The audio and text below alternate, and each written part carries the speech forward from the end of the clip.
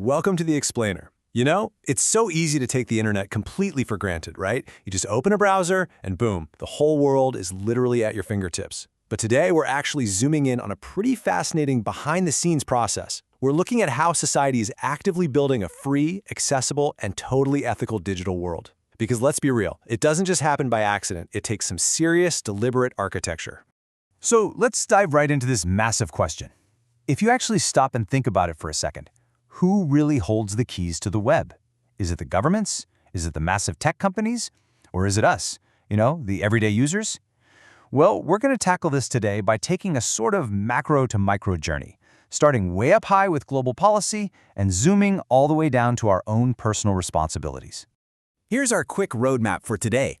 First up, we'll look at a global internet vision. Then, we'll check out local access in action. And finally, we'll wrap up with teaching digital ethics. All right, part one, a global internet vision. Specifically, we're looking at the declaration for the future of the internet. So this vision really kicks off with a massive political commitment. It was launched by the United States along with over 60 global partners, and the goal is to reclaim the internet's original promise, being open, free, and completely respectful of human rights. But what's the driving force here? Well, it's a rising global concern over what's called digital authoritarianism. Simply put, that's when governments start using digital tech to restrict freedoms, monitor their citizens, or suppress opposing voices, rather than actually empowering people. Now, this document basically lays out two starkly different environments side by side. On one hand, it outlines a democratic vision of a totally open internet, one that actively reinforces human rights. But on the flip side, it calls out state practices that go the opposite route. Things like repressing freedom of expression, censoring independent news, interfering with elections, and pushing disinformation. It really paints a picture of the future web as, well, a heavily contested battleground. The really crucial point here is that these partner countries aren't just, signing a piece of paper for the sake of it. They're agreeing to actually build their domestic policies on 5 foundational principles. Think of them like pillars holding up a massive global structure. They're committing to advance inclusive, affordable connectivity, protect our privacy, ensure a global, free-flowing internet, and genuinely champion these human rights in major international forums like the UN and the G7. Okay, multi-stakeholder approach. You're going to hear this term a lot in internet policy circles, and it brilliantly illustrates exactly how we keep the web decentralized. Basically, it means the internet isn't owned or controlled by just one country or one giant corporation. Instead, civil society, academics, governments, and the private sector all get a seat at the table. It's a collaborative system to ensure the web stays open and actually responds to diverse needs, rather than just the interests of a select few. Moving right along to part 2, local access in action, looking specifically at Bayern v. LAN. So we've looked at the global stage, but what does this actually look like on a local level?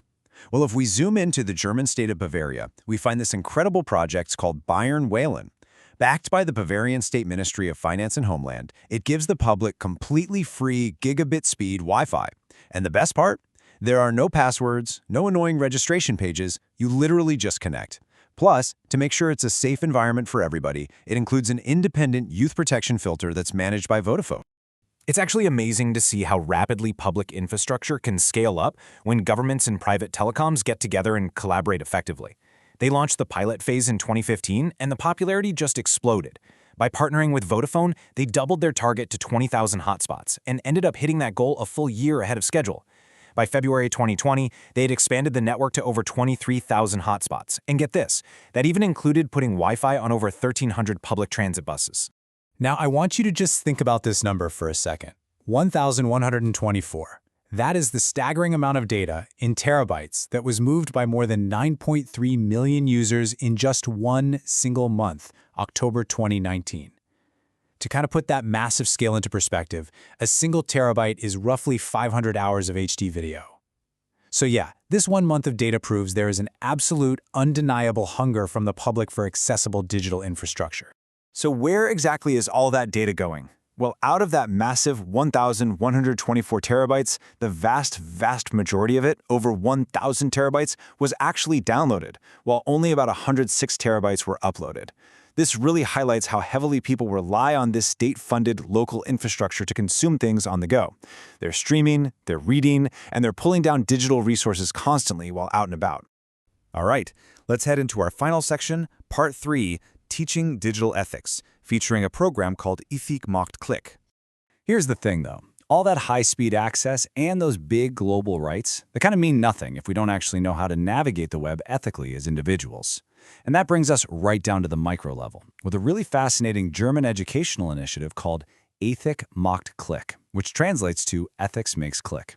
It's specially designed for schools and youth work, and its main goal is to build a robust value navigator for young people who are just entering the digital world. Now, these materials weren't just thrown together overnight. This is the result of a seriously powerful collaboration. It brings together the EU initiative ClickSafe and the academic rigor of the Institute for Digital Ethics over at the Stuttgart Media University. So, it's essentially merging deep theoretical ethics with practical media pedagogy, which is basically a fancy way of saying they are teaching kids how to critically engage with and truly understand the media they are consuming every single day. To properly protect and equip these kids, the program deliberately creates safe classroom spaces to tackle some really heavy but highly relevant topics. We're talking about diving headfirst into things like big data, online violence, gender sensitivity, and the protection of privacy.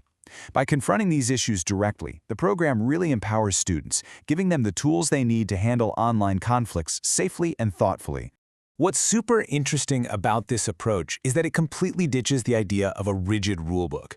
The creators realize that the internet simply changes way too fast for a strict checklist of rules to always apply. Instead, it asks the youth to build an internal compass.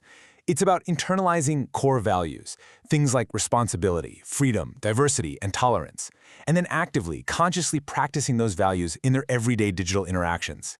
The authors of the program actually point out a really profound truth. Because the internet is so universally accessible and honestly incredibly hard to control, a lot of our old moral norms are often only partially effective now. That means we have to constantly evaluate our behavior. We essentially need to negotiate new social contracts online together so we can figure out how to deal with modern challenges like hate culture and disinformation. So, as we wrap up this explainer, I really want to leave you with this thought. Building a healthy digital future absolutely requires action at every single level. We need those international partners stepping up to protect human rights. We need our local governments providing accessible, safe infrastructure. But ultimately, when you're sitting there staring at your screen, the final click is up to you. So how will you navigate your digital life today?